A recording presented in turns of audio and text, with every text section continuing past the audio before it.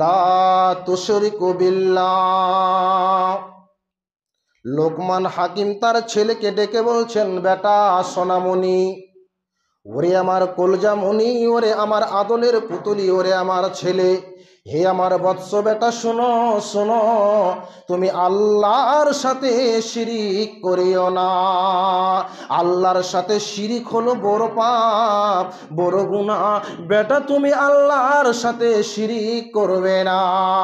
তেমনি যদি আপনার ছেলেটাকে ডাকতেন আর ডাকে কাছে ডেকে যদি আপনার ছেলেটাকে বলতেন, বেটা, মাথাটা নেড়ে নিয়ে যদি বলতেন, এই নবীজির এই কথা বলছেন। হাদিসের রাবি হলেন আবু হুরায়রা রাদিয়াল্লাহু তাআলা আনহু থেকে বর্ণনা করেন, মুহাম্মাদুর রাসূলুল্লাহ সাল্লাল্লাহু আলাইহি ওয়াসাল্লাম বলছেন, বেটা শুনো, নবীজির বলছেন, নবীজির হাদিস বলছেন, কেউ যদি ইমানের সাথে আল্লাহর ভয় নিয়ে নেকির আশাতে রমজান মাসের সিয়াম পালন করে, রমজান মাসের রোজা রাখে, আল্লাহ তাবারাক ওয়া তাআলা তার বিগত গুনাহগুলি ক্ষমা করে দিবেন।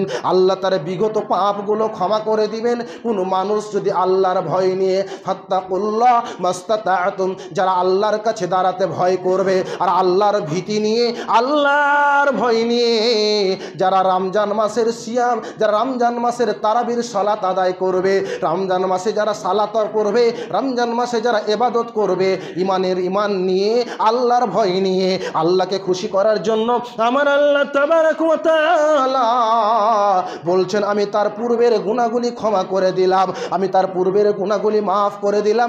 তারপরে নবীজির মুহাম্মাদুর রাসূলুল্লাহ সাল্লাল্লাহু আলাইহি ওয়াসাল্লাম বলছেন, কেউ যদি ইমানের সাথে বড় নেকির আশা নিয়ে রে, বড় নেকির ডালের আশা নিয়ে আমার কাছে আসে, আমার কাছে দাঁড়ায়, আর যদি সেই লাইলাতুল কদরের রাত্রে জাগে, আমার যদি ইবাদত করে, আমি তার পূর্বের গুনাহগুলি ক্ষমা করে দিব, মাফ করে দিব। আপনার কাছে দুটি পাপ রয়েছে, বেটাকে এই মতন করে বলবে, বেটা, আল্লাহর কাছে দুটি পাপ রয়েছে, একটা সাগিরা পাপ রয়েছে, একটা কাবিরা পাপ রয়েছে, একটা বড় পাপ রয়েছে, একটা ছোট পাপ রয়েছে। বেটা তুমি যখন সালাতে দাঁড়াবে, তুমি যখন সালাতে দাঁড়াবে, তোমার ছোট ছোট ছোট পাপগুলো নিয়ে, ফজরের সালাত আদায় করেছেন আর ফজর থেকে নিয়ে যখন জোহরের মধ্যে ছোট ছোট ছোট করে পাপগুলা করেছে, যখন তুমি সুন্দরভাবে উযু করবে, রাসূলের পদ্ধতিতে উযু করবে, আর উযু করে যখন নামাজে আসবে, তখন তোমার ছোট ছোট পাপগুলো ক্ষমা করে দেওয়া হবে, মাফ করে দেওয়া হবে। এবার জোহর থেকে নিয়ে আসর পর্যন্ত যা করেছো, আল্লাহ তোমার পাপগুলি ক্ষমা করে দিবে। আসর থেকে নিয়ে মাগরিব পর্যন্ত যা করেছো তোমার ক্ষমা করে দিবে। এই করে করে করে এক রমজান থেকে আর এক রমজান পর্যন্ত আপনি যতগুলি পাপ করেছেন, আল্লাহর কাছে যখন ভয়ের ভীতি নিয়ে দাঁড়াবেন, মুমিনের গুনাহগুলি ক্ষমা করে দিবে। যখন আপনি বড় ধরনের পাপ করেছেন, বিরাট পাপ করে দিয়েছেন, তখন আল্লাহর কাছে আপনি গভীর রাত্রে উঠবেন আর সুন্দর করে উযু করে জায়নামাজে দাঁড়াবেন, 2 রাকাত সালাত পড়বেন, বলবেন আল্লাহকে, আল্লাহ আমি তোমার বান্দা, আর তোমার বান্দা হিসাবে আমার রবের কাছে আমি ডুকরে ডুকরে কাঁদি, আল্লাহ আমি জেনা করেছি, তুমি আমার পাপটাকে ক্ষমা করে দাও।